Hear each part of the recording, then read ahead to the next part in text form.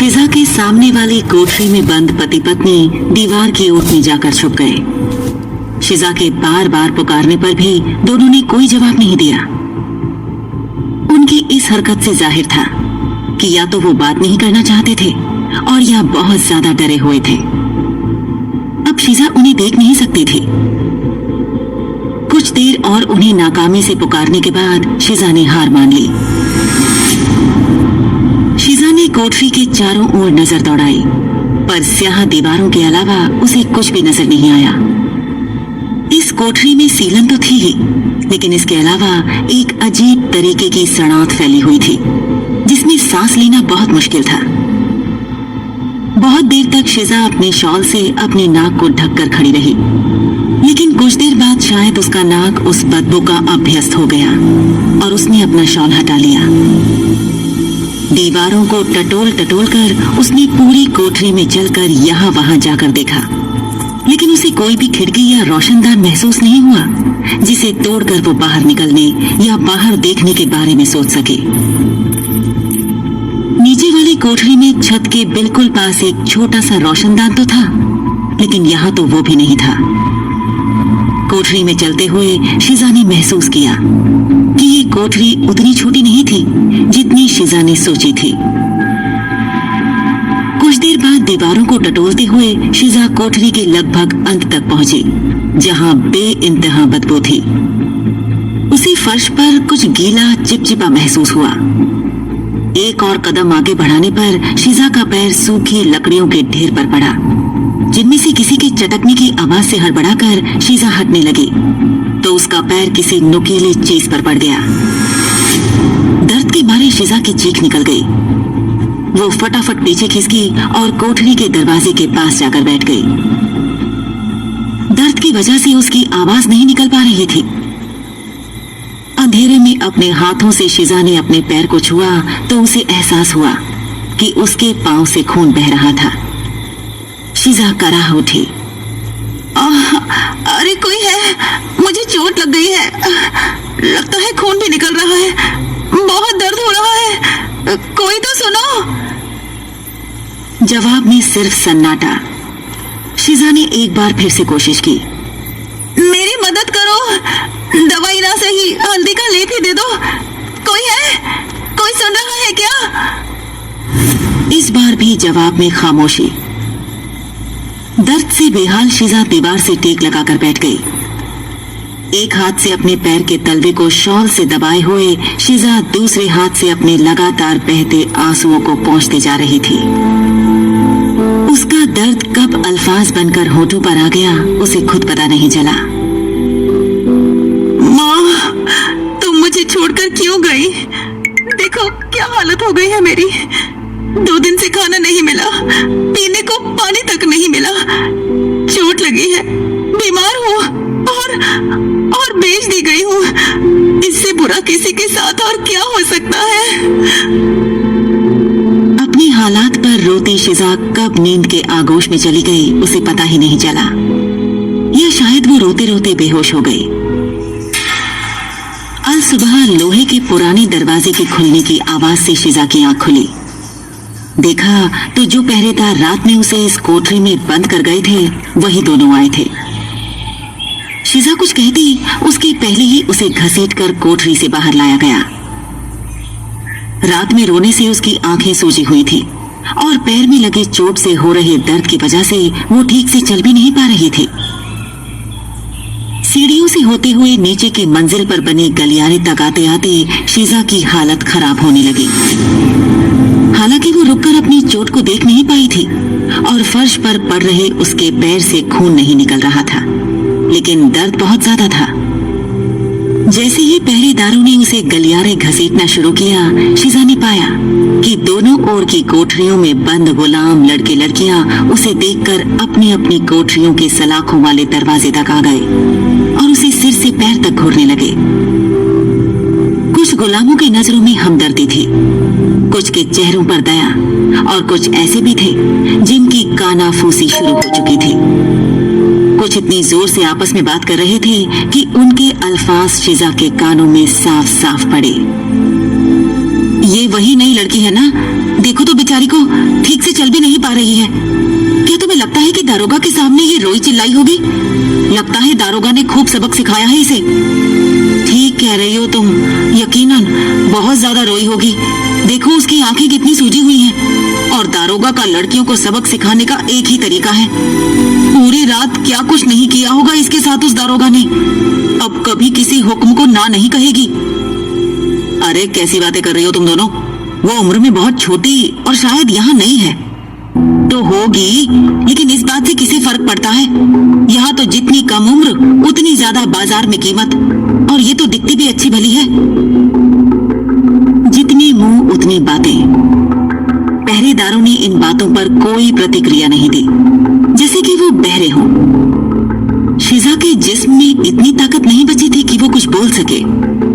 वैसे भी वो वापस ऊपर की मंजिल वाली कोठरी में नहीं जाना चाहती थी, जहां से उसे अभी अभी वापस लाया जा रहा था। अभी उसे उस कैद खाने से बाहर निकले कुछ ही मिनट हुए थे। दर्द से उसका शरीर कमजोर महसूस हो रहा था। 24 घंटे उसने अकेले वहां बिताए थे। ना कोई बात करने वाला, ना कोई रोशनी, ऊपर से वो अजीब सी सड़ांत। शिजा का दिमाग सुन्न और थका हुआ होने लगा था। अपने बारे में तरह तरह की बातें सुनकर अलग अलग जज्बातों से दो चार होती शिजा जल्द ही अपनी पिछली रात वाली कोठरी तक पहुंची। उसे कोठरी के अंदर धकेलकर और दरवाजे पर ताला लगाकर दोनों पहरेदार वापस चले गए। शिजा लंगड़ाती हुई कोठरी में दाखिल हुई। इस वक्त धीमी रोशनी थी, जिसमें उसने देखा कि कोठरी के आखिर में दीवार के सहारे नुसरत बैठी हुई थी और अपनी उंगलियों से अपने लंबे बाल सुलझा रही थी। शिजा आहिस्ते से जाकर नुसरत के पास बैठ गई। नुसरत ने बिना कुछ कहे अपने बगल में रखी 2 थालियों में से एक उठाकर शिजा की तरफ बढ़ा दी। शिजा ने देखा दोनों थालियों में बराबर खाना था। शिजा कुछ पूछने लगी थी कि नुसरत ने उसे रोक दिया। और कोई सजा नहीं चाहिए तो चुपचाप ये खाना खा लो। दिन में एक ही बार मिलता है और कई बार वो भी नहीं। शिजा की हालत भूख और प्यास से खराब हो रही थी। उसने थाली उठाई और खाने पर झपट पड़ी। उसे इस तरह खाते देख नुसरत की हंसी निकल गई। वो उठी और कोठरी के एक कोने में रखे मटके से एक लोटे में पानी भर लाई और शिजा के पास रखते हुए बोली, पानी हिसाब से पीना। शिजा की आंखों में सवाल देख नुसरत बोली, दिन भर में एक छोटा मटका पानी ही मिलता है। अगर और गुलाम लाए गए और इस कोठरी में लोग भर गए तो कम पड़ेगा। और वैसे भी ज्यादा पानी पियोगी तो बार बार पखाने जाने के लिए शोर मचाओगी और सजा पाओगी। नुसरत की बात सुनकर शिजा की खाना खाने की रफ्तार धीमी हो गई। नुसरत ने अपनी थाली उठाकर खाना शुरू किया और बोली, घबराओ मत, आज हमसे सफाई करवाने का दिन है, तो खाना खत्म करके हम लोग कोठरियों के बाहर ही रहेंगे पूरा दिन। वहां सफाई के लिए पानी लेने बार बार गुसल खाने तक जाना होगा ही, तो आज ऐसी परेशानी दिन में नहीं होगी। लेकिन रात में हो तो? नुसरत कहते हुए रुकी और शिजा की तरफ देखकर बोली, तो फिर सुबह होने तक का इंतजार करना, क्योंकि रात में तुम कितना ही चिल्लाओ कोई पहरेदार दरवाजा नहीं खोलेगा। शिजा ने हामी भरी और चुपचाप अपना खाना खाने लगी। नुसरत ने एक भरपूर नजर शिजा पर डाली। ये निहायती जिद्दी और बेवकूफ लड़की इस वक्त नुसरत को मासूम और भोली लगी। कहीं ना कहीं नुसरत को उसकी परवाह होने लगी थी। वैसे तुम्हें समझाया था मैंने कि सिर झुकाकर चुपचाप चलना और जो कहा जाए वो मानना ही है। फिर क्या हो गया था तुम्हें? मैंने अपनी बात मानी थी, पर आपने मुझे ये कब बताया था कि मुझे कपड़े उतारने को कहा जाएगा, वो भी सरेआम? नुसरत ने कुछ देर सोचा और फिर बोली, तुम्हें क्या लगता है कि तुम किसी दावत में आई हो? ये एक गुलाम खाना है शिजा। यहाँ पहरेदार जिसके चाहे कपड़े उतरवा सकते हैं। दारोगा हमारे साथ जो चाहे वो कर सकता है, कोई रोकने या टोकने वाला नहीं है। अब तुम बाहरी दुनिया का हिस्सा नहीं हो। आजादी हमारा अतीत थी और गुलामी हमारी वो बदकिस्मती जिससे पीछा छुड़वाना नामुमकिन है। जितनी जल्दी ये बात समझ लोगी उतना तुम्हारे लिए अच्छा होगा। और अगर तुम चुपचाप बात सुन लेती तो अपनी इज्जत इस तरह लुटवा कर नहीं आती। पर मेरे साथ ऐसा कुछ नहीं हुआ, मैं बच गई।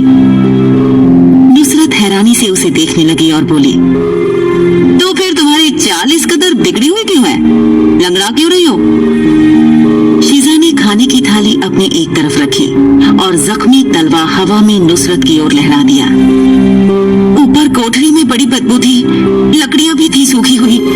उनमें से किसी पर पैर पड़ा, फिर किसी नुकीली चीज पर और चोट लग गई। नुसरत ने जैसे चैन की सांस ली और कहा, किस्मत वाली हो तुम जो उसके चंगुल से बच गई। किसके? दारोगा के चंगुल से? हाँ। क्या आपको कभी ऊपरी मंजिल की किसी कोठरी में बंद किया गया है? हाँ, नुसरत ने उदासी से कहा। ऊपर वाली कोठरी की उस भयानक गंध को याद करके, जिसमें शीजा मुश्किल से सांस ले पाई थी, शीजा ने हिम्मत करके आगे पूछा, उस कोठरी में इतनी बदबू क्यों आती है? वो इंसान के शरीर से निकलने वाली गंदगी की बू नहीं थी, बल्कि कुछ और थी। और वहां पर लकड़ियां क्यों जमा कर रखी हैं, वो भी गीले फर्श पर? नुसरत ने कोठरी के दरवाजे पर नजर डालकर पक्का किया कि कोई उनकी बातें सुन तो नहीं रहा। फिर बोली, वो इस गुलाम खाने का खास कैद खाना है। जो कैदी हुक्म नहीं मानते, दारोगा के कहने पर उन्हें वहां ले जाया जाता है। वहां जाने वाले कैदियों में से आधे कभी नहीं लौटते। ये सभी पहरेदार भी पिशाच हैं। पिशाचों में शुद्ध रक्त वाले पिशाच सबसे ऊंची नस्ल के माने जाते हैं। उनकी आंखें गहरी लाल होती हैं। ये किस जमात के हैं, ये इनकी आंखें देखकर पता चल जाता है। जितना नीचे दर्जा उतनी हल्की लाल आंखें, जितनी गहरी लाल आंखें उतनी ही ज्यादा ताकत, रुतबा और दर्जा। ये पिशाच ऊपरी मंजिल पर ले जाए गए गुलामों को पहले जीत भर कर सताते हैं। जब इनके अत्याचारों से परेशान इंसान लगभग मरने जैसा हो जाता है, तो ये पिशाच उनका खून पीकर उनके मुर्दा जिस्मों को ऊपर की कोठरियों में पटक देते हैं। उसके बाद दूसरे इलाकों से काला जादू करने वाले और चुड़ैले आकर दाम चुकाकर इंसानी मांस खरीद कर ले जाते हैं। वो गीलापन जो तुमने महसूस किया, वो उन्हीं लाशों से निकला खून था। और वो लकड़ियां जिन पर तुम्हारा पैर पड़ा, वो दरअसल मारे गए गुलामों की हड्डियां थी। इस बात को सुनकर शीजा खौफजदा हो गई। अब तक उसे वाकई अंदाजा नहीं था कि वो इतनी खतरनाक जगह पर थी। उसके दिल का डर उसके चेहरे पर साफ साफ नजर आ रहा था। शीजा कोई और सवाल करती, उससे पहले ही बाहर घंटी बजी।